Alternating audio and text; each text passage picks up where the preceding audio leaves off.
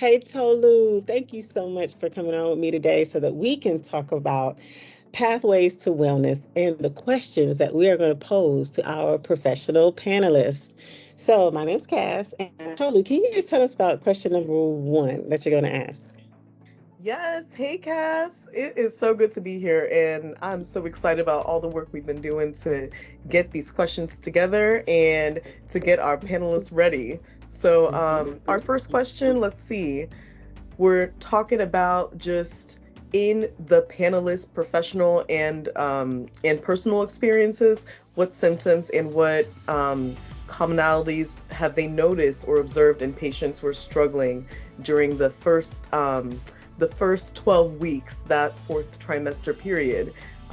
We just want to know how their personal experience with pregnancy, labor, and delivery impacts their approach to care. And I think that's so important because we need to know that our caregivers and our providers are humans just like us, that they have been through it themselves, and Right. that they know what to look out for because they have been through it as well. So I'm excited about that question.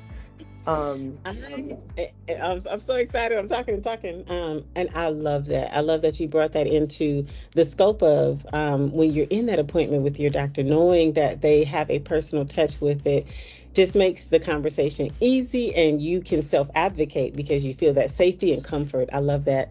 And I'm going to follow up with a question that says, thinking about pregnant and postpartum people, how often do you see and treat clients who present maternal mental health struggles? And then when we show maternal mental health struggles, what treatment is offered? Like, what does that look like? What does my care plan look like if I come and I tell my doctor, hey, I am either 9 months pregnant about to have my baby, or I just had my baby and I'm in that 12-week fourth trimester and I need help?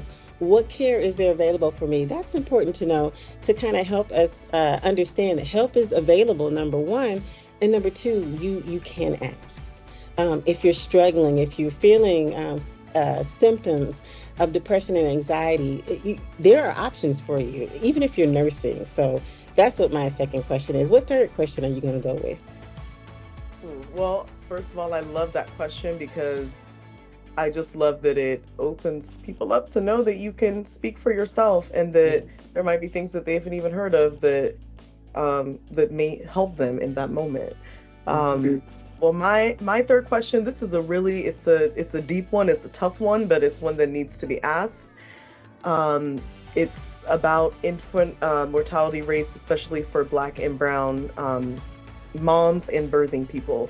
We know that the infant mortality rate for Black and Brown moms and birthing people is super high, especially during that fourth trimester. So we're asking our panelists, how do we support any patients or any clients that have experienced perinatal loss, even maybe almost lost their own lives, or just had a traumatic and difficult birth.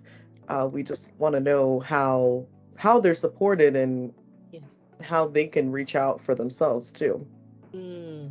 And thinking about even my own experience with a traumatic, quick delivery of my son, just knowing that I'm, even though I feel alone, that I'm not alone, and that professionals have specific care for my specific experience.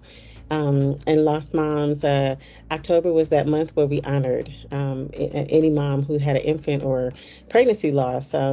We just want to let those mothers, birthers, know your experience is honored and this is still a conversation for you so you can get the care you need.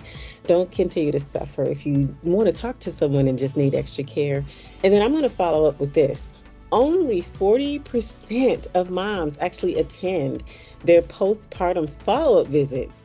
And I'm going to ask our professional panelists, why is it important for us to attend those follow-ups, and what are the outcomes if we don't go? And then third, what are some ways to help encourage us to continue our care plan postpartum? Sometimes you get so caught up with the little new one that you have, and you might be overwhelmed by that and the experience you might have had, that those visits just might not seem important, but they are very, important. So I can't wait to hear what our panelists have to say. Tolu, I'm so glad that you spent this time talking about this, and we're going to share this everywhere so that mamas, brown mamas, black mamas can join us on December 2nd at 11:30 on Zoom. And anything you want to say? Just please be there, because it's important not just for us, it's important for our babies, and it's important just for our community and just our generation in general. We want to just make sure that we are doing the best for ourselves and making sure that we are happy and healthy for our kids and for our families and just for everybody and for us too. So I'm so excited, Cass, and thank you for chit-chatting with me about this. I cannot wait to have the answers from our panelists. See you there. Thank you all. Right? See y'all there.